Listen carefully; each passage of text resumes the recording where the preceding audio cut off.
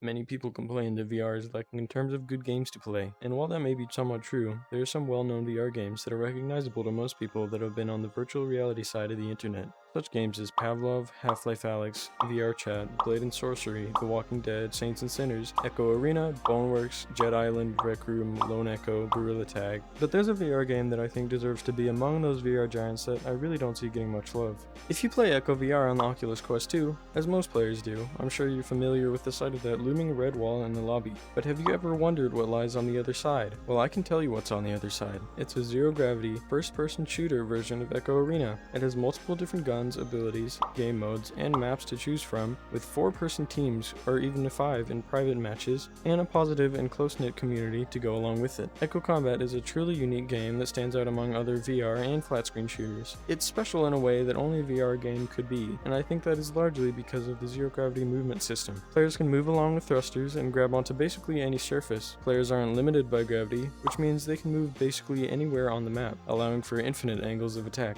There are 4 main guns in Echo Combat, 4 primary abilities, and 4 secondary ones. Because of the customizability of each of the loadouts, players can find the ones best suited to their playstyle. The secondary abilities are also a lot of fun. They come in the form of discs that do different things. For example, you can throw an instant repair to a faraway damaged teammate to heal them up, or throw a detonator at an enemy to do the opposite of healing. You can also place arc mines down, which will stun passing enemies, or a stun field you can throw at enemies. Pretty neat. The main abilities include a shield that only your teammates can shoot through, one that lets you heal yourself and teammates, one that lets you through walls, and one that lets you take and deal no damage. The guns include the Pulsar, Nova, Comet, and Meteor. Echo Arena is a VR esport, and Echo Combat is very much the same. It encourages teamwork, communication, and creativity. In the war room, players can see the map, other teams, and use the time in between rounds to discuss how best to beat their enemies. And with the variation in maps and game modes, those game modes being payload and capture the point, there are fun different ways to strategize your attack, and some of the closer games can really get your adrenaline going. The Echo Combat community is also a very positive and close-knit one, which is kind of odd considering a game where you shoot at each other is generally more positive than zero-gravity disc soccer. A lot of players in the community talk like old friends, and longtime players are always willing to accept new guys with open arms. Some of the more dedicated players even host a website that tracks statistics of players, offers challenges to compete, and they even have a community-run Discord. Here's an interview with Biff Bish, the head creator of this website, ecrank.com. What were your first impressions of Echo Combat? It was definitely fresh, and it was more personal than any other combat light game out there. Like with Population 1, you're in a lobby with a bunch of people, but you don't really get to know those people. With this game, you can talk to people, you can talk to the enemies, you can socialize in lobbies, and it's just a completely different experience. Why do you run EC Ranked? Mostly out of passion. First thing is mostly to learn, just so I can get because all of EC Rank was just a big learning project for me, just to get better at design, website design in general. Secondly was, this game has been lacking support and engagement from the developers and all sorts of stuff like that, so I wanted to try to help the community in general with the website, and it just kind of started as a little bot and spiraled out.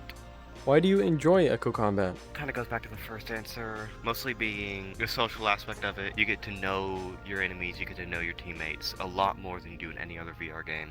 I mean, it's just a fun game mode to play. There's a high skill ceiling, anyone can play and be somewhat good at it. It's just a really good game overall. What would you like for the future of Echo Combat? More developer support. I know the coveted Combat on Quest update, that'd be great for this game. Maybe the improved ability for EC Rank API updates, that'd be very cool for specifically our project. But overall, I would just like more support from the developers, showing that they care about the game mode and they're willing to spend time and either update it, fix any minor bugs, just add new features, like support it better. Well, I hope you enjoyed that interview. Biff Bish is a big part of the combat community, and he also has a YouTube channel that I think you should go check out. Now, on with the video.